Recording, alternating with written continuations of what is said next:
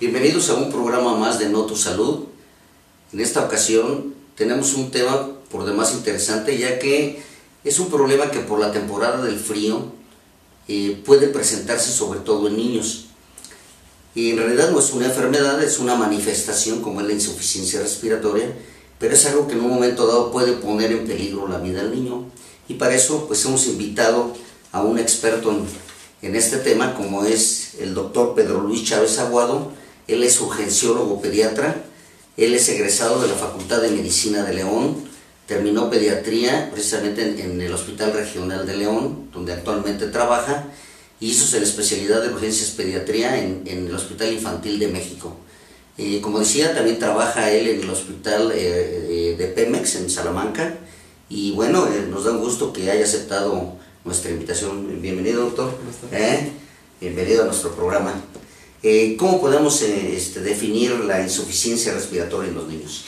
Ok, es que insuficiencia respiratoria no es un término clínico como tal, es más bien un término de laboratorio. Vamos a avanzar poco a poco y ya iremos abundando de lo general a lo particular. Insuficiencia respiratoria se refiere a cuando el sistema ventilatorio es incapaz de mantener niveles de oxígeno y de CO2 dentro de los valores normales. Para esto vamos a considerar niveles de oxígeno normales de 60 y mínimo de 60 y de CO2 máximo de 50. Enfermedades que las provocan hay muchas. Para poder abundar en cada una de estas enfermedades o en las enfermedades principales, tenemos que clasificar a la insuficiencia respiratoria en tres tipos, dependiendo de la velocidad de instauración. En insuficiencia respiratoria aguda, crónica y crónica agudizada, o aguda sobre crónica, como le dicen los españoles. Las enfermedades que causan insuficiencia respiratoria aguda son las que normalmente vamos a ver en esta época del año y en pediatría. Crónica la insuficiencia respiratoria crónica es muy difícil que la veamos nosotros, y más en los niveles más bajos de tensión, en primero o segundo nivel. Probablemente en pediatría sí la vean en los grandes centros de concentración que hay en México, pacientes que tienen fibrosis quística y que son valorados en el Instituto Nacional de Enfermedades Respiratorias, en el Infantil de México, en el Instituto Nacional de Pediatría. Posiblemente allá nosotros va a ser muy difícil que la veamos. Aquí en nuestro medio lo que más vamos a ver va a ser enfermedades que cursan con insuficiencia respiratoria aguda. En pediatría pues lo más común, dependiendo de la edad, neumonía, bronquiolitis, enfermedades obstructivas de la vía aérea como laringotraqueitis, bronquiolitis. Es primordialmente lo que vamos a nosotros a ver aquí. ¿Y cómo se manifiestan este tipo de enfermedades? Okay. En forma general, sí, porque si no, pues aquí nos podemos aventar todo el día del programa y no terminamos, ¿verdad? No, y además va a quedar fuera de los objetivos. A Claro. nosotros no nos interesa que las mamás sepan o que el médico general sepa lo que es los valores normales de laboratorio. Claro. Con que sepan reconocer los signos clínicos. Que les digo, como tal, la definición de insuficiencia respiratoria es más bien de laboratorio que clínica, pero hay signos clínicos que nos pueden hacer pensar en un paciente que está cursando con insuficiencia respiratoria. Lo primero que la madre va a notar en un paciente, que el antecedente pues, es muy importante, ¿no? Una infección respiratoria de las vías aéreas, superior. Un paciente que empieza con, por lo general son infecciones virales, en el 90% de los casos en pediatría son infecciones virales, y su curso es insidioso. Son pacientes que duran 2-3 días con moquito, 2-3 días con tosecita, con dolor de garganta puede aparecer, pero ese es más característico de infecciones bacterianas. Después el pacientito va a empezar a estar decaído, a no querer comer, y la presencia de signos de dificultad respiratoria o de disnea, que es el término clínico, por lo general precede a las alteraciones que vamos a encontrar nosotros en la gasometría, es decir, cuando empiezan a bajar las concentraciones normales de oxígeno en la sangre, el paciente se estimulan los centros los quimiorreceptores en el cerebro, y el paciente empieza a presentar aumento en el trabajo del respiratorio. La mamá lo va a notar porque el niño va a empezar a respirar primero más rápido, va a empezar a presentar tiraje, es decir, se hunde entre las costillitas al respirar, se hunde arriba del esternón al respirar, se hunde arriba de las clavículas al respirar. La mamá va a notar aleteo nasal, que es la apertura exagerada de las fosas nasales mientras el niño inhala, perdón. Si la mamá llega a notar, por ejemplo, cianosis, ya es un signo muy tardío y ahí es cuando ya hablamos de insuficiencia respiratoria. Un paciente que tiene primero dificultad respiratoria y desarrolla después cianosis o presencia de color azul alrededor de los labios, ese paciente posiblemente está cursando con insuficiencia respiratoria, porque ahí los niveles de oxígeno en la sangre ya están por debajo de 60, que es el corte mínimo. También puede presentar un paciente, aunque no tenga cianosis, si el niño tiene dificultad para respirar y ya no responde a los estímulos, ya no se quiere despertar, es Juanito, Juanito, y el niño nada más quiere estar dormido, posiblemente ese paciente tenga ya también insuficiencia respiratoria, aunque no tenga la coloración azul o morada en los labios. Eso porque el corazón, el cerebro, más bien, sí, también el corazón, le dice al cerebro, ¿sabes qué? En reposo, porque no te está llegando lo suficiente para trabajar. Y el cerebro baja su gasto normal, baja sus necesidades metabólicas para poder compensar el problema que está teniendo el paciente. Entonces, si notamos cualquiera de esos dos problemas en casa, el paciente pues ya está muy mal. Lo importante es, primero, la prevención. Eso es fundamental. En esta época, pues prevenir a los niños de los cambios bruscos de temperatura, darles muchos líquidos, su alimentación habitual, y si el niño se enferma, pues estar muy al pendiente de que, sobre todo las infecciones respiratorias altas, de que no vaya a desarrollar dificultad para respirar, que es el primer signo es la frecuencia respiratoria elevada. Eso es muy importante. Mira, algo que comentabas acerca de que es un problema de tipo viral, a veces la gente no entiende que para ese tipo de problemas, primero, pues no hay que automedicarlos. Sí, no. La otra es que no deben de administrarse antibióticos porque, no, como tú dices, una gran cantidad de estos niños pues, va a resolverse el problema. Pero otra gran cantidad, como tú estás comentando, va a empeorar. El paciente se va a poner grave. Sí. Entonces, la intención de todo esto que tú estás comentando es precisamente que detecten en qué momento este niño puede complicarse su problema, ¿no? Así es. Sí, las mamás tienen que estar un poquito al pendiente. Es bien importante la información de las mamás, como este esfuerzo que ustedes están haciendo. Es fundamental que toda la familia se involucre en el cuidado de un paciente que está enfermo. En casa los papás suelen relegar esa responsabilidad a la mamá, y yo creo que los papás también se tienen que involucrar. El padre de familia se tiene que involucrar, tiene que ser más activo en este tipo de cuestiones. Hay papás que son muy inteligentes, que son muy observadores. Dada la situación económica del país, pues a lo mejor no tienen la formación, se dedican a un empleo más humilde, pero son muy observadores y a veces se dan cuenta antes y pueden ellos involucrarse en el cuidado del bebé y decir, oye, sabes que yo veo mal al niño por esto, vamos a llevarlo con el doctor. Ya el médico de primer contacto, que suele ser el médico del primero o del segundo nivel, dependiendo, o el médico privado, dependiendo de la confianza que tengan los padres en las instituciones o en el medio privado, deberá estar muy al pendiente de signos clínicos como la frecuencia respiratoria, la frecuencia cardíaca. La frecuencia cardíaca, para los médicos generales o para las enfermeras, la frecuencia cardíaca nunca miente. Un niño que está taquicárdico es un niño que hay que buscar, es un niño que está mal. Es más fácil empezar a sospechar un problema grave cuando encontramos un paciente que tiene la frecuencia cardíaca elevada, que inclusive con la frecuencia respiratoria. La frecuencia respiratoria, de acuerdo a la evolución del paciente, sería el siguiente signo que aparece. Entonces primero se eleva la frecuencia cardíaca, después se eleva la frecuencia respiratoria y después aparecen los signos de dificultad para respirar. Ya cuando aparecen los signos de dificultad para respirar, el paciente ya está mal, ya está en malas condiciones. Y si nos esperamos a que el paciente manifieste signos de insuficiencia respiratoria, como decíamos, la coloración morada en los labios, la coloración cianótica en los labios, o que el paciente ya no responda adecuadamente a los estímulos, ya es un paciente que está muy muy grave. Ese tipo de pacientes ya ni siquiera, ya los padres cuando llegan a ver esto, si es que les toca, ojalá que no se presente la situación con ningún niño, pero si a un papá le toca ver algo de esto, ya olvídense de llevarlo con el doctor Simi, olvídense de llevarlo al primer nivel, al centro de salud. Hay que llevarlo directamente a un hospital donde está el personal más capacitado para atender una situación de gravedad como esta. Oye, doctor, ¿en qué edad se supone que tiene más riesgo de presentar un tipo de complicaciones? Los lactantes. O sea, el niño el adolescente pues es prácticamente como un adulto, tolera más, sus mecanismos de defensa están más desarrollados, son más eficientes también los mecanismos de protección que tiene un adolescente comparados con los de un niño más pequeño. En el escolar pasa más o menos lo mismo, más o menos a los 8 años ya tenemos completamente desarrollado nuestro árbol respiratorio, de manera que los mecanismos de respuesta, los mecanismos compensatorios ya los va a tener echados a andar un niño de esa edad, y ya va a ser más fácil que lo tolere. Un niño de menos de 8 años, y en particular los lactantes, es más difícil. Sus mecanismos de compensación no están todavía completamente formados.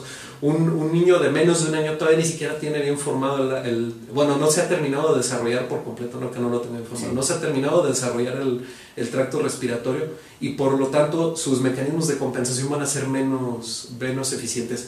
Entonces todo esto para decir que en quien se tiene que tener más cuidado es en la población de menor edad. O sea, entre más pequeño hablamos, así es, recién nacidos, etcétera, el riesgo debe de ser mayor, ¿no? Así es. Ahora, acerca de las enfermedades que ahorita estamos viendo bastante, ¿no? Ya comentaste tú, bronquiolitis o laringotraquitis. ¿Puedes hablarnos algo de ese tipo de problemas? Okay. Más o menos en forma general, ¿verdad? ¿Cómo se manifiesta? Entonces, la neumonía hablábamos, primero vamos con neumonía, sí, quizás de lo menos frecuentes, pero vamos a empezar por neumonía. Igual, la neumonía pues es una infección localizada en un segmento de los pulmones. Puede ser de origen viral, bacteriano o por hongos, ¿sale? Lo más común es que sean virales. 90% de las neumonías, 90% de las infecciones respiratorias son virales en pediatría. Entonces, lo más común es que sea viral. Sin embargo, existe el 10% de probabilidades que sea bacteriana, dependiendo de lo que el médico encuentre a la hora de que revisa al paciente, y después con los estudios de laboratorio que solicita para confirmar el diagnóstico. El antecedente igual es muy importante. Una infección respiratoria alta que dependiendo por lo general las defensas del estado inmunológico del paciente, es decir, de las defensas del bebé, se puede complicar con una infección en un segmento del pulmón. La manifestación pues va a ser la fiebre elevada, la dificultad para respirar. Los signos de dificultad para respirar por lo general van a estar más localizados en el segmento, del lado del segmento que está más afectado comparado con el lado que está sano. Y el tratamiento, pues primero que nada ese es el oxígeno, la hidratación apropiada, y si el médico lo considera conveniente, los antibióticos, que igual eso va a ser en la menor proporción de los pacientes.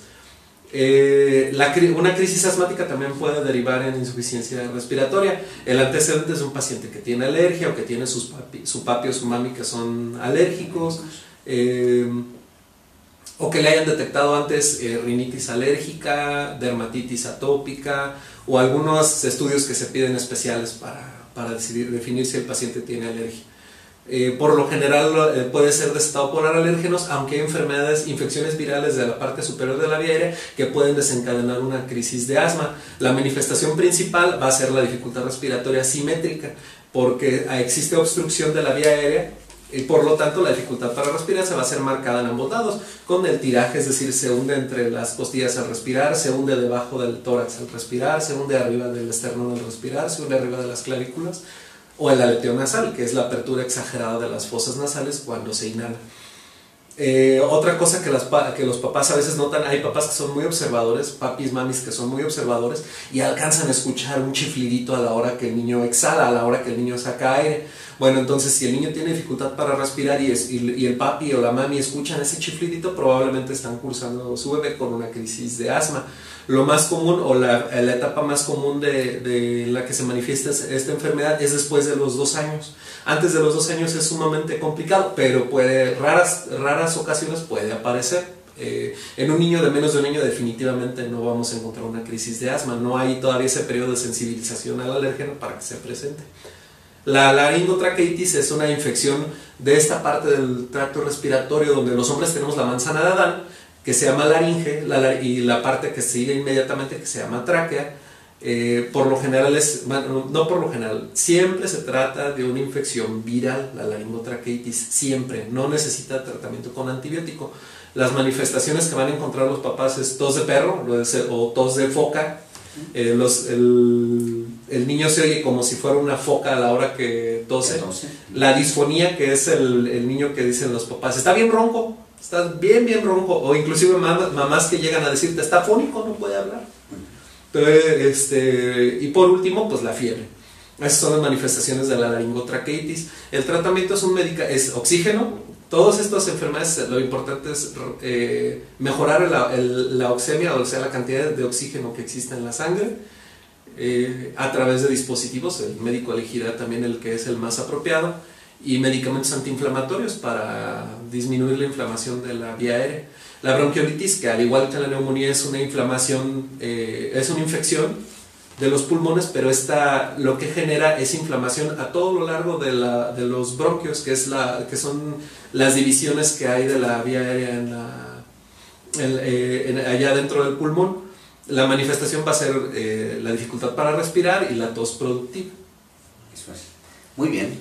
Bueno, pues hacemos una pausa para continuar con este tema del día de hoy.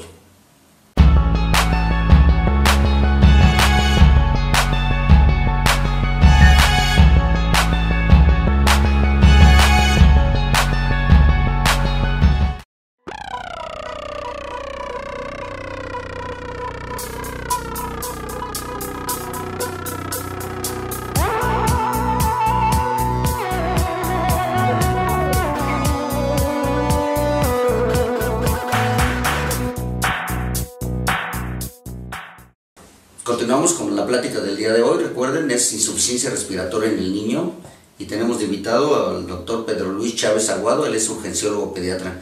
Doctor, ¿qué nos puedes hablar acerca de los estudios que deben de realizarse a los niños que tienen este tipo de problema? Ok, pues lo primero siempre es el interrogatorio y revisar al paciente. La mamá es la mejor fuente de información, entonces una mamá atenta es nuestra mejor arma.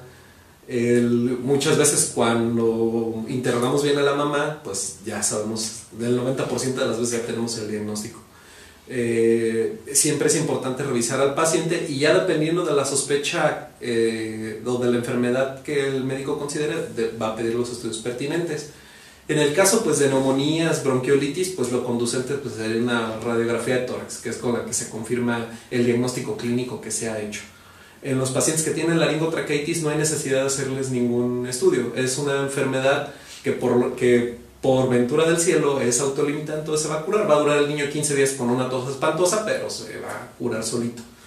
Ya en cuestiones de otras enfermedades más graves, más delicadas y menos frecuentes, derrames pleurales, neumotórax, etcétera, pues entonces ya habrá que pedir otro tipo de estudios más especializados. Finalmente es el médico el que decide qué tipo de estudio es el más apropiado para cada una de las causas de insuficiencia respiratoria, pero lo más apropiado, lo mínimo que se debe de solicitar en este tipo de pacientes, pues es la radiografía de tórax, una biometría hemática para que nos pueda ayudar en un momento dado a decidir si el paciente va a ocupar antibiótico o no va a ocupar antibiótico, y una gasometría, que es un estudio especializado que se tiene a la mano en casi todos los hospitales de segundo o de tercer nivel, y que nos habla de qué tanto está el intercambio gaseoso a nivel pulmonar. Eso es. ¿Y puedes hablarnos algo acerca del tratamiento? Ya comentaste en forma muy bien acerca del tratamiento, pero en forma general, ¿qué debe hacer una mamá en caso de que un niño empiece a tener un problema, como dices tú, respiratorio? ¿Qué debe de hacer? Primero que nada, no automedicarlo. Es fundamental que no automediquen al niño. Frecuentemente pasa que una mamá ya tiene una experiencia previa con una infección respiratoria, como ahorita en esta ocasión se le parece, y yo me acuerdo que en una ocasión le pusimos, por poner un ejemplo, dexametasona, y con eso mejor, pues le voy a poner otra vez dexametasona. Entonces a nosotros ya nos modifican mucho la enfermedad, y pues peor aún hay mamás que lo razonan, bueno, con una no mejoró, pero a lo mejor con 2, con 3, con 4, con 5, una vez nos tocó una señora que llevaba 8 dosis de dexametasona de 8 miligramos. Entonces, pues a nosotros ya nos dejan, para empezar nos dejan pocas opciones a veces para manejar a los pacientes, o nos traen un paciente que trae la enfermedad, y aparte las complicaciones del medicamento que ellas le ministraron al paciente sin haber consultado a un especialista. Yo sí les recomendaría que si parece un problema ligero, es decir, si tienen el niño, si tiene el moquito, rinorrea, si tiene tos, si tiene fiebre, pues vayan con el médico de primer nivel o al centro de salud que les convenga, o si tienen un pediatra privado de su confianza, pues que vayan con el médico privado, él va a resolver el problema antes de que se presenten las demás complicaciones. Si empiezan ya a notar signos de dificultad para respirar, olvídense del médico de primer nivel, del médico general, vayan directamente con que las mamás que vayan con un especialista.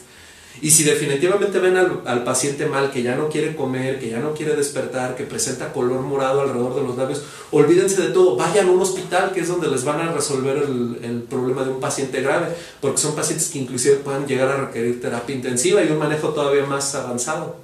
Sí, eso es algo muy importante, ¿no? El que se den cuenta y puedan acudir a un lugar, porque a veces la gente no sabe y total que empiezan a ir con el médico de la farmacia o algo por el estilo. Como no mejoró acá, vamos con acá, ya nos tocan pacientes multitratados. Es bien importante eso. Entonces, ¿qué medidas preventivas sugieres tú o recomiendas tú para todas estas mamás que nos están viendo acerca de este tipo de problemas, de todos los problemas respiratorios? Porque ahorita tenemos bastantes, ¿no? Sí, una alimentación adecuada, primero que nada. Digo, eso es tema de conferencias y conferencias y conferencias. Es muy difícil tratarlo aquí, pero una alimentación adecuada es lo primero.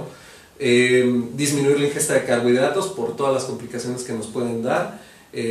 Frutas y verduras en abundancia, muchos líquidos nos van a ayudar a mantener las defensas normales de la vía aérea. Entonces una buena hidratación va a ayudar a una vía aérea sana.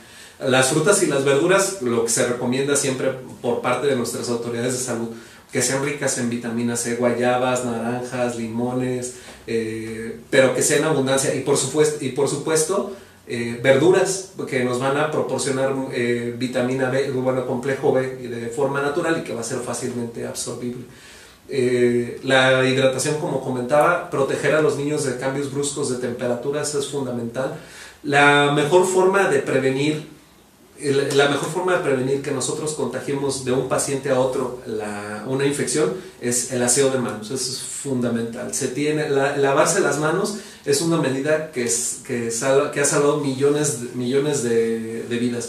Entonces es bien importante que la mamá, cuando tiene un niño infectado en casa, sea muy exigente con el lavado de las manos, primero en ella misma y después con el resto de la familia. En las instituciones se tiene que ser exigente también con el lavado de manos. Es fundamental que en las instituciones públicas y privadas los médicos, las enfermeras, seamos muy juiciosos con el lavado de manos, que nos lo exijamos entre nosotros y se los exijamos a los compañeros.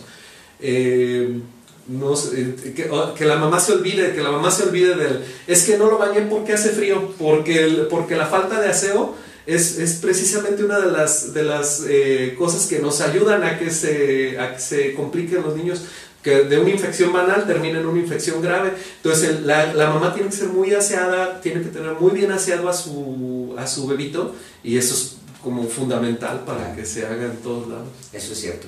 ¿Qué puedes opinarnos acerca de las vacunas, que también intervienen mucho en la prevención de este tipo de problemas, indispensables. Vacuna de la influenza, vacuna del neumococo. Si no las tienen en su unidad, búsquenlas. Todos los pediatras particulares, o prácticamente todos los pediatras particulares ponen. Entonces vayan con el médico particular, con el pediatra particular de su confianza. Él les va a saber decir cuál es la vacuna más apropiada que le toca para su edad, en qué momento ponérsela, y casi siempre tienen disponibles vacunas de influenza y neumococo. Si en el centro de salud falla, si el servicio del centro de salud falla, pueden conseguirlas con su médico particular.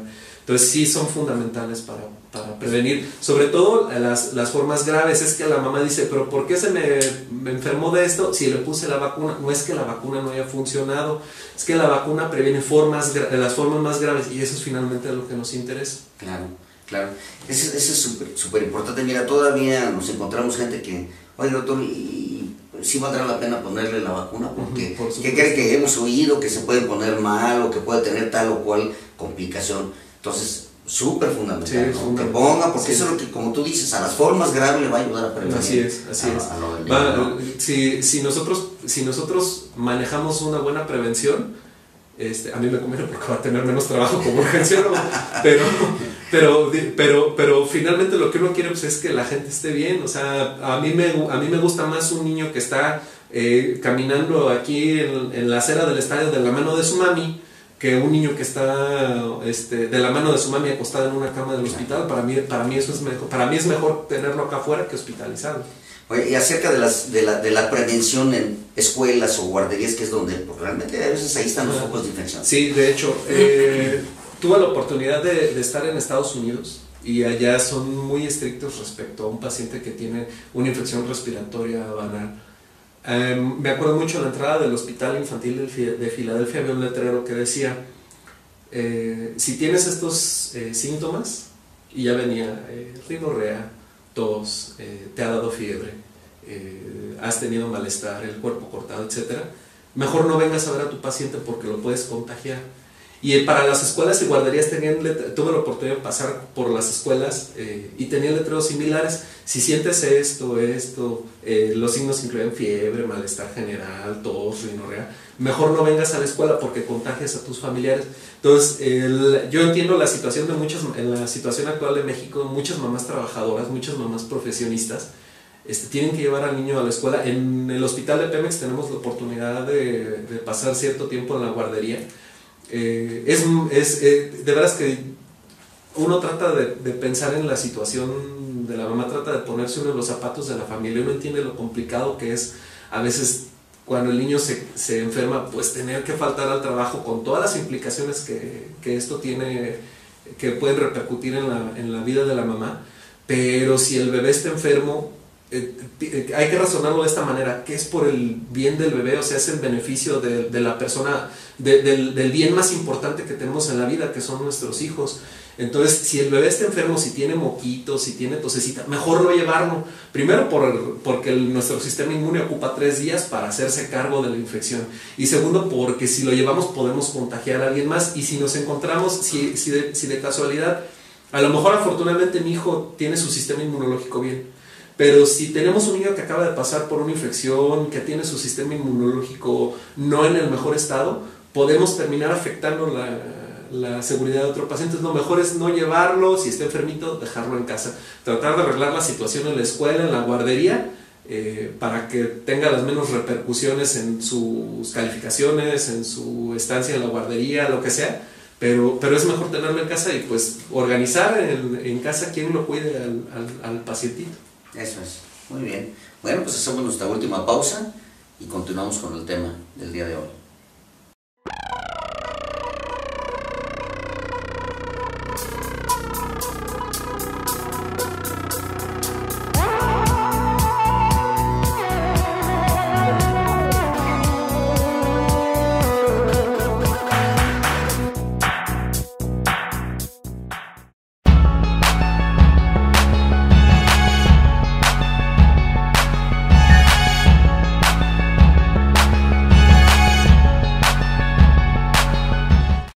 Continuamos con nuestra plática del día de hoy. Doctor, ¿qué conclusiones puedes dar para toda la gente que nos está viendo? Pues que no dejen que evolucionen sus hijos a la insuficiencia respiratoria. O sea, primero la prevención, el reconocimiento temprano de los signos de dificultad respiratoria y que no permitan que su paciente llegue a insuficiencia respiratoria. Un niño que llega, es muy triste ver pacientes que una semana antes estaban corriendo, jugando, platicando con sus hermanos y que una semana después están en peligro de muerte o peor aún, quedar con alguna discapacidad para el resto de sus días. Entonces, lo importante es la prevención, la alimentación adecuada, la higiene es muy importante, el lavado de manos es fundamental, una buena hidratación y una dieta balanceada y apropiada en su casa. Su consulta de primer nivel cuando el niño tiene un problema que parece, no por decirle banal, pero cuando parece un problema tranquilo, o con el especialista si le tienen confianza. Las vacunas, abundar en todas estas medidas de prevención es lo más importante. Las vacunas son fundamentales, las vacunas son una herramienta que nos van a ayudar muchísimo a nosotros los pediatras, que van a ayudar muchísimo a sus bebitos. Y qué es lo que les tiene que tienen que estar las mamás convencidas de que ante todo la prevención es lo fundamental. Lo más importante, ¿verdad? Pues sí. Sí, eso Ojalá y esto lo pongan en práctica todas las mamás, como el doctor comenta, pues la insuficiencia respiratoria es algo que puede poner en peligro la vida del niño y que tiene que ser muy cautos en ver ese tipo de manifestaciones que pueden tener para que puedan acudir con la persona indicada o al hospital indicado para que en un momento dado se le pueda atender y no dejar que pase hasta el final, ¿verdad? Sí. Doctor, pues de verdad es muy interesante su plática, muchísimas gracias por haber aceptado la invitación, esperemos que no sea la última y que y pues bueno, enviamos un saludo a todas las personas que nos ven por allá en Pénjamo, Abasolo y Romita a través de TV Cable, y bueno, pueden checar también todas las pláticas que hemos tenido a través de nuestra página www.notus.com.mx. Hasta pronto y muchísimas gracias.